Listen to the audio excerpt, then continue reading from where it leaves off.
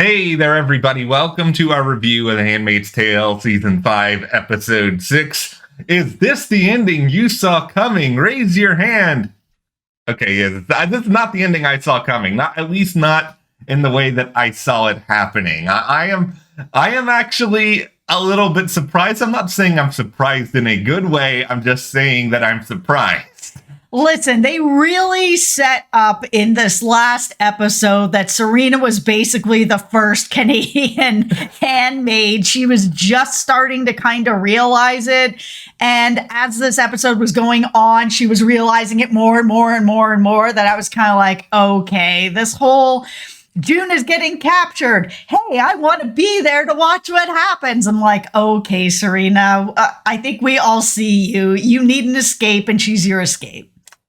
I still didn't see it coming. I would say that I might be in the minority. No, I'm glad that they set that up in a way that some people didn't see. I think the thing is that I expected something like this to happen eventually. I didn't think it would be this fast. It's really only been a couple of episodes since she's been with Mrs. Wheeler, and all this sort of stuff has started to spiral a little bit. We'll talk a little bit more about that, because there's a lot to sort of piece together about this episode as a whole. A lot of theories to get into, but go ahead and hit that subscribe button if you are new to the channel. I am Matt. This is Jess. We are here after every single week breaking down some of these twists and or whether or not we see them coming, so we don't want you guys to miss any of that. It's also Matt's birthday tomorrow, happy birthday. Give him a happy birthday in the comments. Follow us over on Instagram at Matt and Jess TV if you want to see the cake that I made for him. It's pretty awesome. It has something to do with Final Fantasy. For anyone who happens to be a Final Fantasy fan out there, Matt is also. All right, so let's get into all of this. Serena very, very quickly did discover that she is basically a Canadian handmaid, and that she is a prisoner in this house. She can't leave for any reason. She can't go for a walk. That whole scene with her wanting to just go for a walk and Mrs. Wheeler being like, go to your room. That was the moment that she really realized everything that was happening to her. I mean, they had a whole ultrasound area in this secret room in the house, and she's like, I didn't even know this was here. It's all very concerning for her. But my theory, my tinfoil hat theory, let's get out of the tinfoil hats, was that Wheeler is working with Gilead, and that he was going to sort of be one of the first commanders up in Canada. And one of the things that I thought they were going to promise him was Serena's baby, because Serena is a single mom now. She doesn't have a commander with her anymore. As Mrs. Wheeler said, you can't be a single mom, and, you know, you have to sort of maybe hook up with this doctor and marry this doctor. I didn't see it going in that direction. I thought that this couple was promised Serena's baby, and that the way that they were going to kind of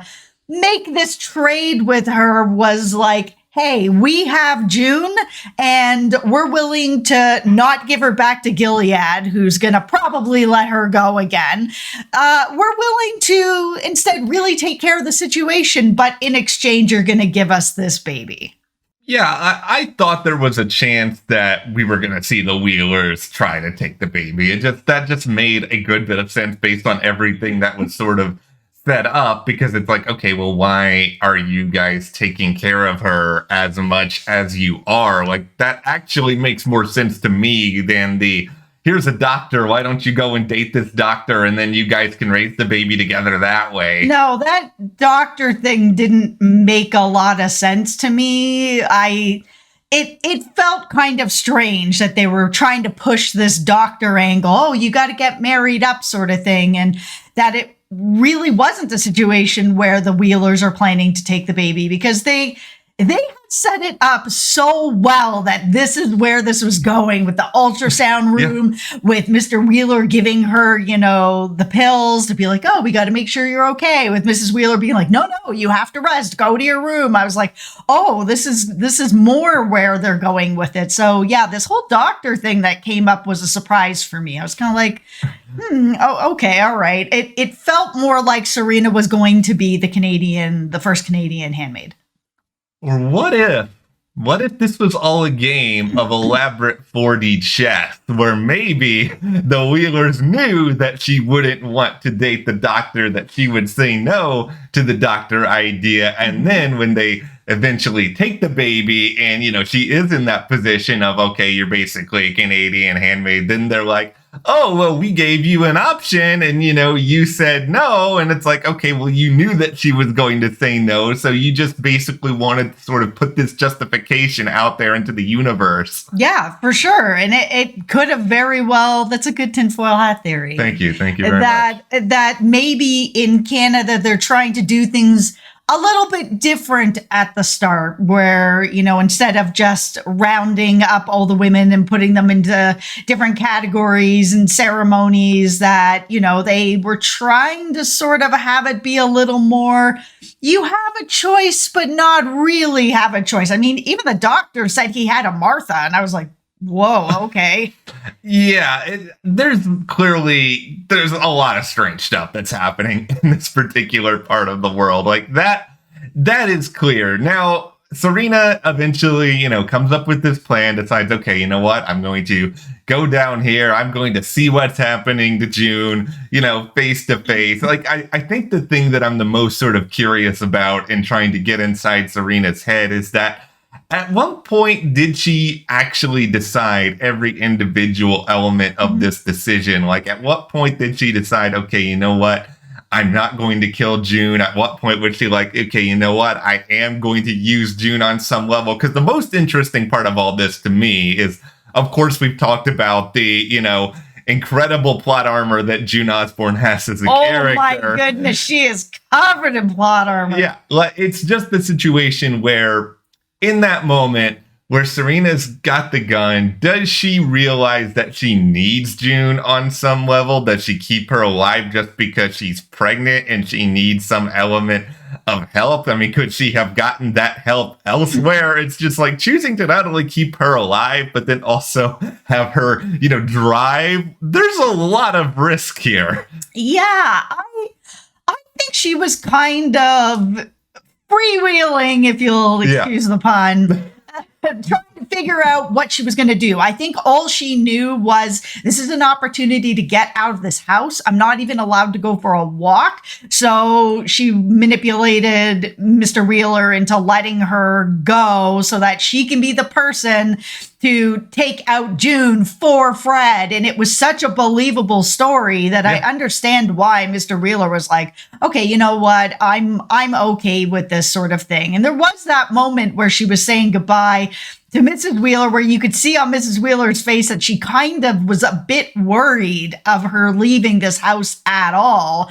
And I think that was just the way that it was kind of going for Serena, where she was like, okay, I just need to get out of the house. I'll figure out the rest once I get out there. And I think that's what was happening at that time. I think she made her real decision to start rolling with June the minute that June started praying about their children, where she was like, you know what, if I just kill June and Ezra just takes me back, I'm done for. This kid is going to be taken from me.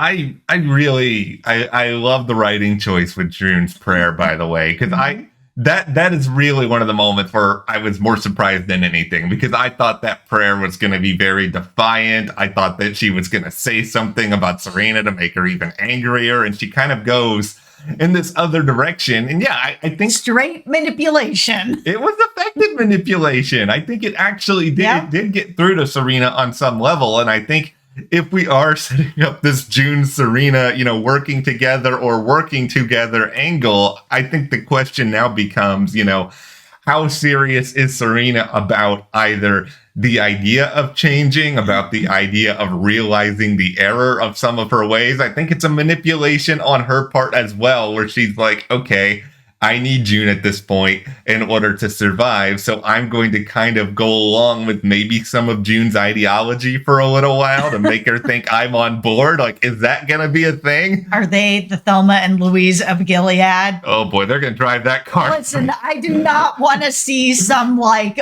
buddy on the road thing here. Like these two, this is what I really don't want to see. Yeah. I'll accept some understanding between these two women that they kind of get a little bit where the other person's coming from. But there, for me, is no mending this relationship. I don't really want to see that. I'm okay to see them have sort of this means to an end where June needs a way to escape.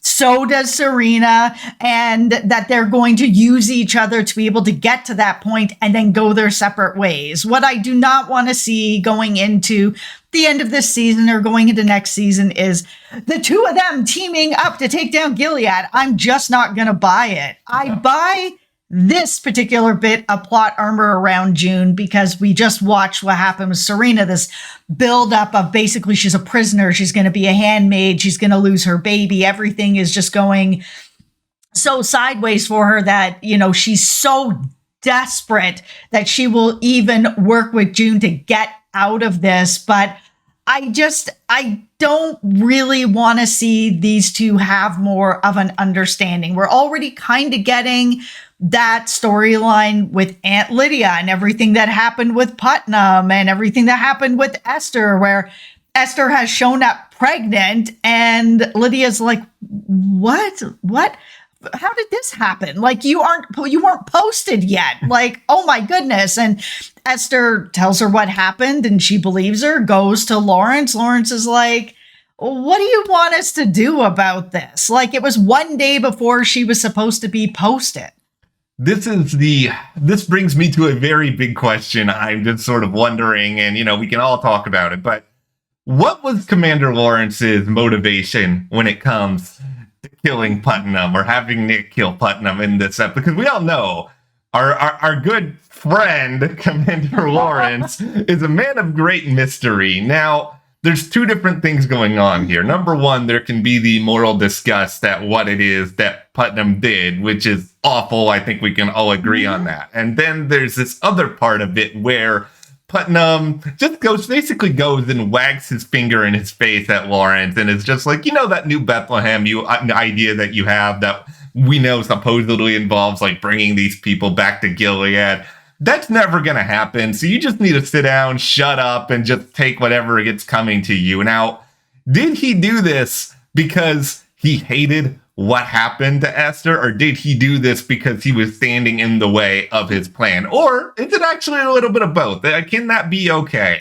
Yeah, I think it's a little bit of both. I think Lawrence, you know, doesn't like the idea of what's happening to Esther or to the women, but Putnam brought up an interesting sort of thing that I think we're all been wondering is basically like, you're in this position of power in Gilead, like, why did you bother to kind of be in this position if you're not going to sort of take the fruits of all this labor and you're not going to indulge in everything? Why are you here? Why are you in this position of power? What is your motivation? Where I was just like, yes, Putnam, I don't agree with you on anything, but I agree with you on this. What is your motivation? And it all has to do with New Bethlehem. I think the minute that Putnam was like, oh, by the way, Lawrence, you're not getting New Bethlehem. That is dead. It is over. That was the minute that he was like, oh, that's over? I'm going to have this secret night meeting where we're going to shoot you in the street in front of everybody. And here I have like a couple of grievances. All right. Why didn't you show us that meeting? Like, I understand the show wants us to sit on Lawrence and kind of be like, where does he stand? He's such an enigma. Oh my goodness. But at some point you have to give us something. There's only one season left and a couple episodes till the end of this season. I really would have liked to have seen a little bit of that meeting of how Lawrence was able to convince them to shoot a commander in the street in front of everybody for something that a lot of other commanders are also doing. So how was he able to convince them? I really would have loved to have seen Lawrence in action. I don't know if I ever took the tinfoil hat actually off, so it's just still on. So This is a whole tinfoil hat video really here, guys. Okay, so give us all your theories. Yeah, this is where I am landing with Lawrence right now. I think he's got a very good understanding of how, the social game works in Gilead. We've seen him, enable people, hype them up, fill them full of hot air whenever he really needs to. And I know we haven't seen a lot of it, but I'm guessing here that through all of his time there, anytime he's with another commander, I think Lawrence probably pats them on the back, tells them how good they are, tells them, how righteous they are. I think he has worked to sort of put them all on this elevated pedestal, and I think he's probably put himself in a position where with someone like Putnam, he's sort of being like, you see this guy? He's making you look bad. You're awesome. You don't want to be associated with this. I think he is just finding this way to constantly brainwash them, and it's all sort of this long game that he is playing where I think Lawrence wants to be a revolutionary on some level, but I don't think that Lawrence wants to put himself in a position where he can be killed or hurt. Maybe he's cowardly. Maybe he's just really thoughtful about what he's doing and how he goes about it. But I just think he knows a revolution takes time, and a revolution takes very particular sort of moves. And I think New Bethlehem is his revolution, whatever that is going to look like. I think he has plans for Gilead with New Bethlehem and Gilead that, we've already seen him with his wife and, them not wanting a handmaid, not wanting to participate in the whole ceremony or all that stuff. He has very specific plans that doesn't really have anything to do with sort of the commanders doing whatever they want with all these women and sort of having that type. That's not really seemingly what he's interested in. There's some sort of bigger picture that we're just starting to scratch the surface of what Commander Lawrence actually wants with Gilead. And he has a way bigger picture than, some control. He wants something that's much more worldwide. And I think I understand a lot of people who are frustrated with Lawrence. They're just like, why are you putting up with some of this? Why are you acting sooner? Are you really, someone who could end up changing this world? But I think in the end, he's an older gentleman. He's not like, particularly buff or ripped. He doesn't have like, some hidden trove of weapons at his disposal. I think he's trying to use the hand that has been dealt to him in this situation and trying to figure out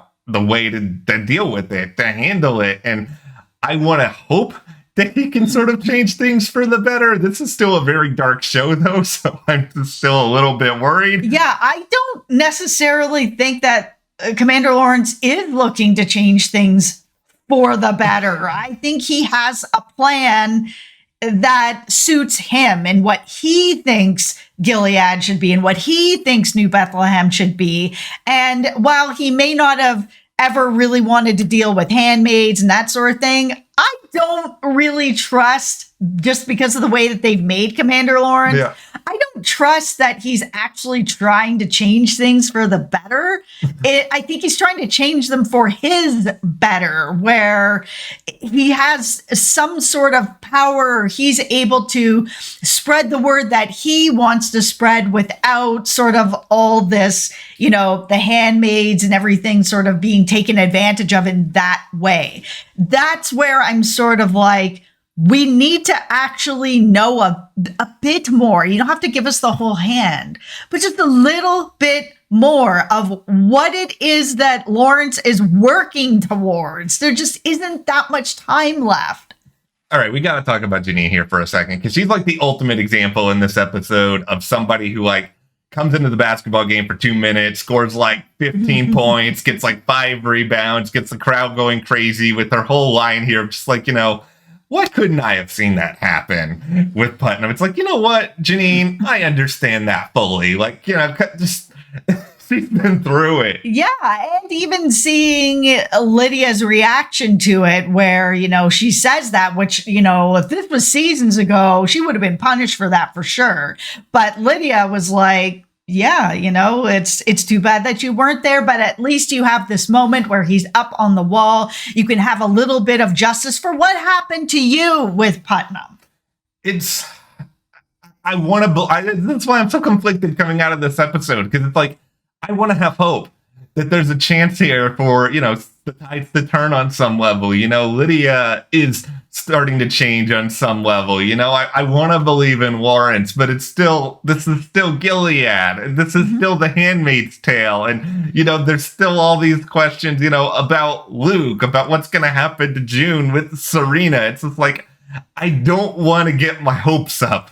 Yeah, and again, for anyone who is new to the channel, we have not read The Handmaid's Tale. We have not read the Testament, so, don't leave spoilers in the comments. We mentioned this in the last video, and then there was a whole bunch of spoilers left in the comments. We've purposefully not read those books so that we can just look at the show for what it is, because, you see it all the time with shows where something happens in either the books or the comics, like Walking Dead, where, someone's alive in the comics, but they've killed them on the show and that sort of stuff. So we're just looking at the show as a whole. And so we do not know where things are going to go with Aunt Lydia. I see change. I think her going to Lawrence and really standing by that, what happened to Esther, even though Esther tried to poison Janine, now she really understands what's going on. And I think that was a big step for her to go to Lawrence, where even Lawrence was like,